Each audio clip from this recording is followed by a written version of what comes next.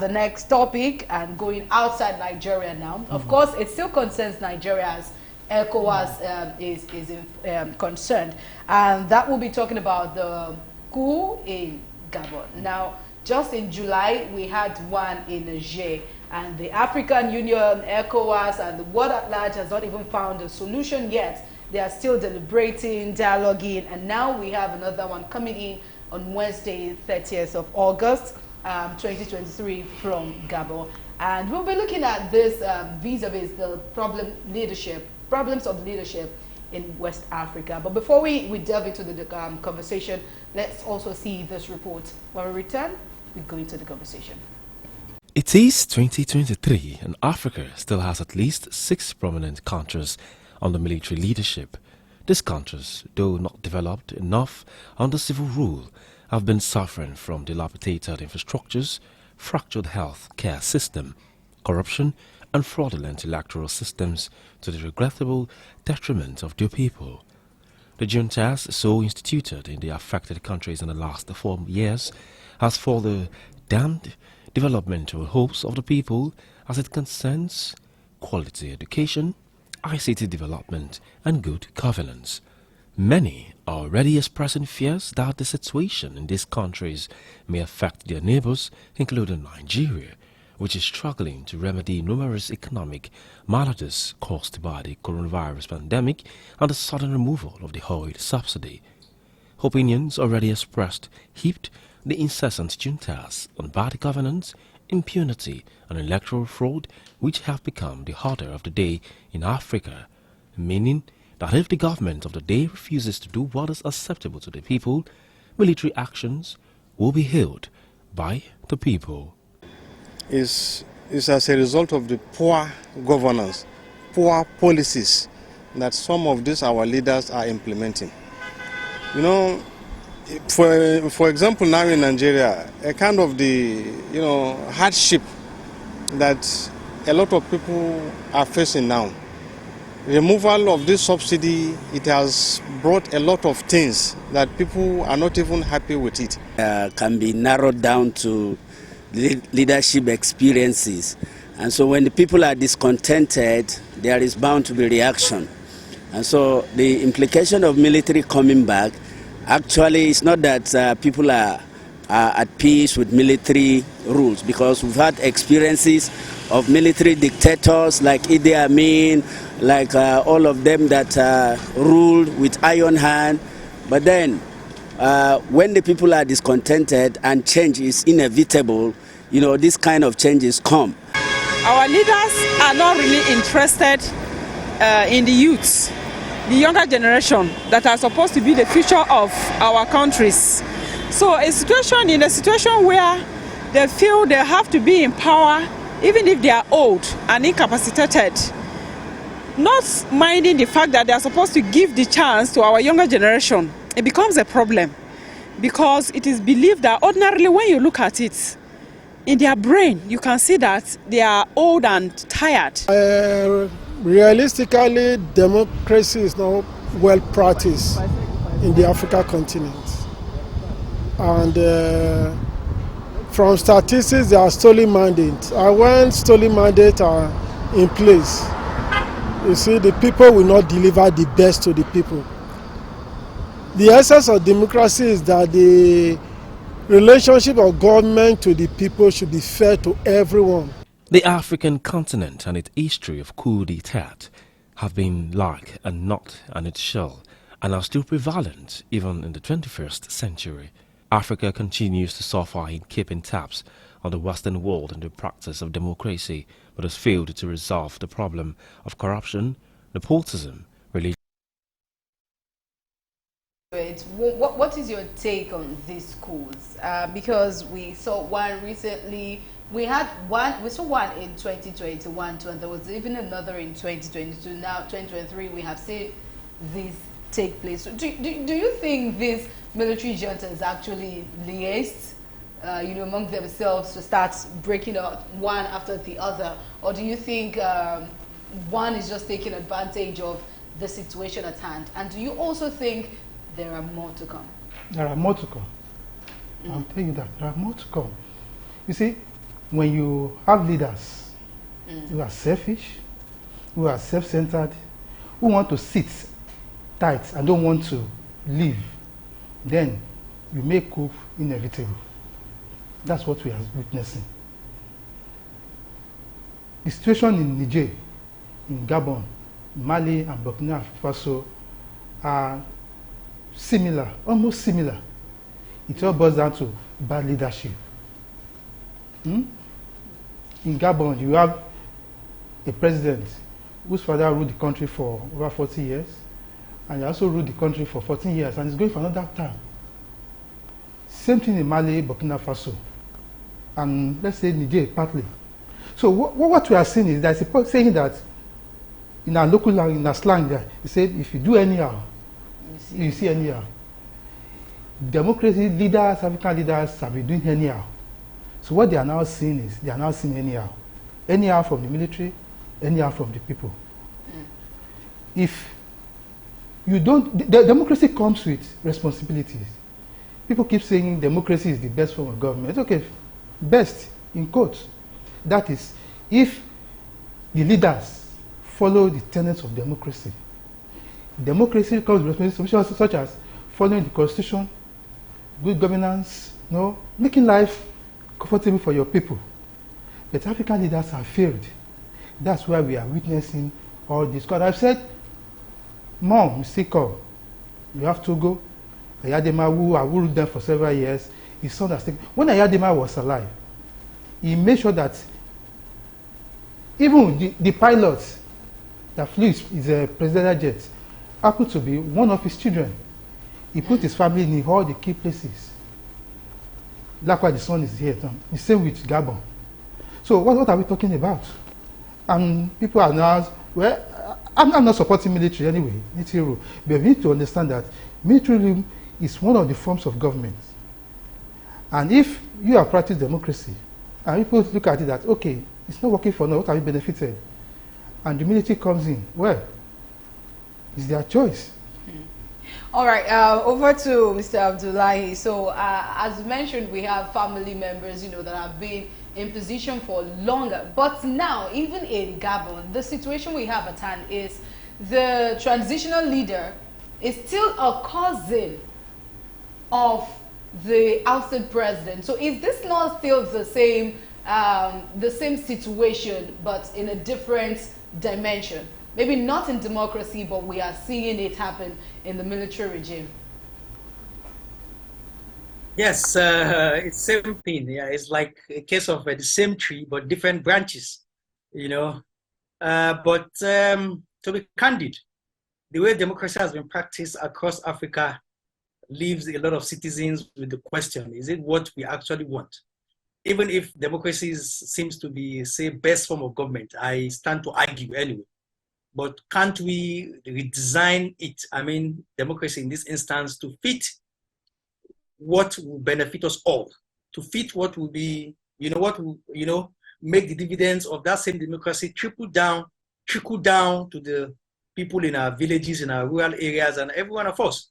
Can't we redesign our own form of government in such a way that will be beneficial to all and sundry, rather than the very few and little people, the very few people who are in the hands of government here and there, who constitute less than 2% or maximum 5% of our total population? So that is the question.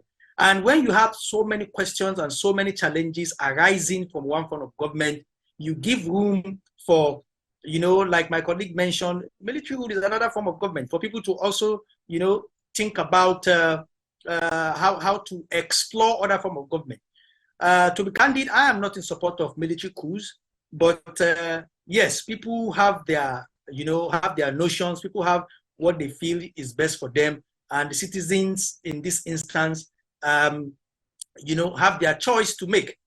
If we digress a bit, you see, for instance, in the last decade, particularly in North Africa, where they have revolutions, maybe starting from, if I'm very correct, starting from Tunisia, Algeria, and even Egypt, and so on and so forth.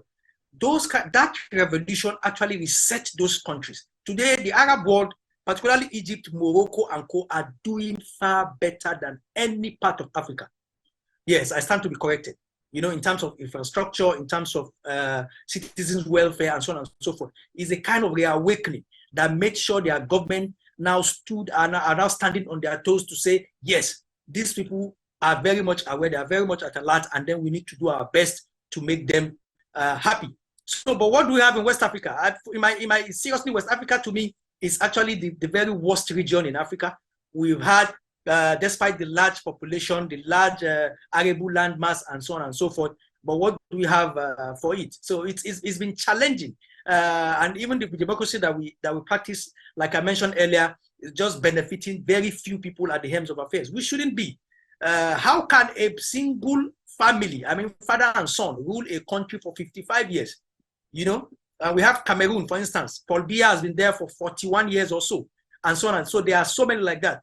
Theodore in Equatorial Guinea has been there for 40 plus years, and so on and so forth. And they have Museveni, 30-something years. They are just there.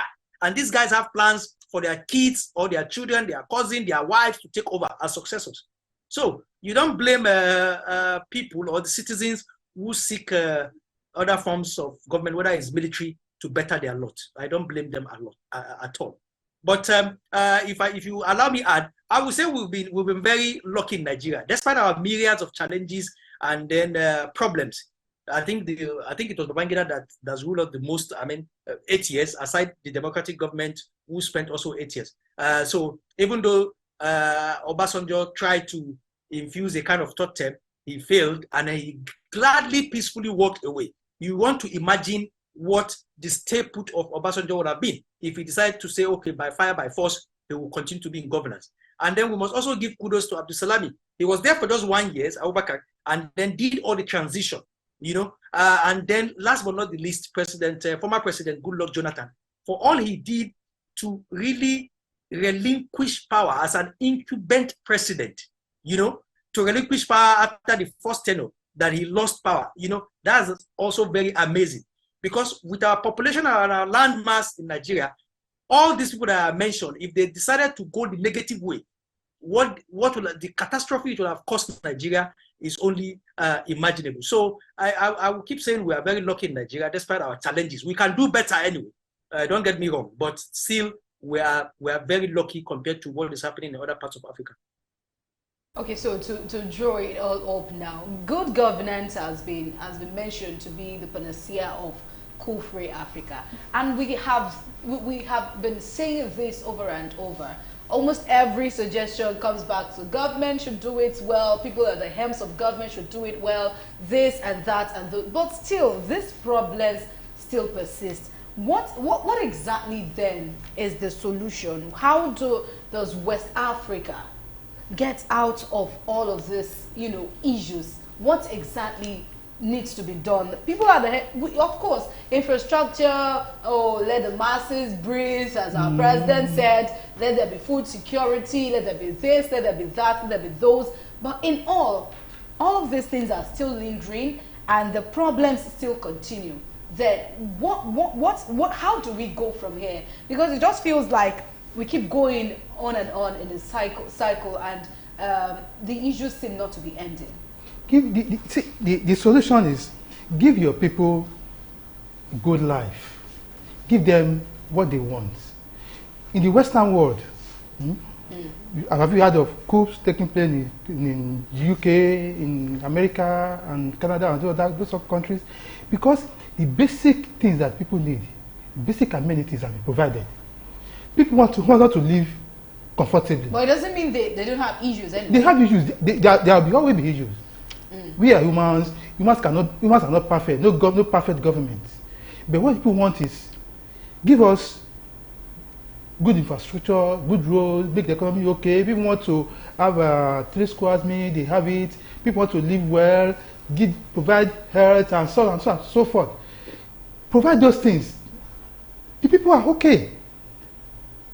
But in the situation whereby those things are not, they are not there. People are not enjoying those things. People say that an hungry man is an angry man. When those things are not provided, and people are looking at you, the leader, living fine, your family, living in opulence, and they are living in poverty, they will revolt.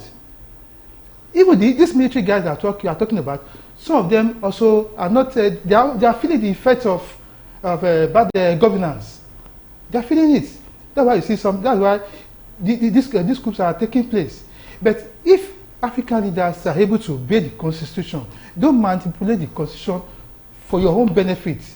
Don't, if your constitution says 2 times, stay with that 2 times. Leave it, let the next person come. See, we will get there. Look at South Africa. South Africa is considered as a developed country because they are gradually getting there. The infrastructures are there. South Africa's economy is still controlled by the whites. But because what the people need, basically, they have those things. That's why you know how the coup taking place. Recently, not long ago, a former president of South Africa was sent to jail. That's where the rule of law could take. But West Africa, does that happen? It doesn't. It doesn't happen. Okay. Because of our time, let's quickly go to Mr. Abdullahi in just 1 minute. Because of our time, what would you also prefer as a solution? Yeah, I think sincerity of purpose from both the government and the governed. We must be sincere to ourselves. We have myriad of challenges, like I mentioned, but we must be sincere, and the system must be able to thrive. What we have is government that lords over citizens. It's very wrong. We must have a system that thrives. You do wrong as a governor, even as a president, then you are jailed. Not only that the system, is just detrimental only to the poor and those who are downtrodden. For instance, if you allow me this one example, the present government in Nigeria is saying everyone should strive hard, should endure. But the government goes out to appoint 50 people as ministers, for God's sake. And you want to equip these people with taxpayers' money. Each minister will have at least 5 or 10 aides. You pay them with taxpayers' money. But you are asking me as an ordinary citizen to at least eat once or twice a day. Even if I can afford it. Come on. So there must be sincerity of purpose, and the system must be able to take its course. When one person errs, let that person be dealt with according to the law. Not that we have one set of law for one people, another set of law for another people, and so on and so forth. So in just one word or one sentence, I would say we need to make sure there is rule of law. We need to make sure that everyone is Thank you very much for your submission, and thank you for being on the program with me. Thank you very much. Thank you, Layo. Such a wonderful conversation. All right, thank you so much, our viewers. We hope to see you on Saturday next week when we come up with another edition of Editors Forum. Until then, stay safe, stay good, be a good citizen of Nigeria, because step by step we will definitely get there. I am Layo Shobo Folorisho. See you next Saturday.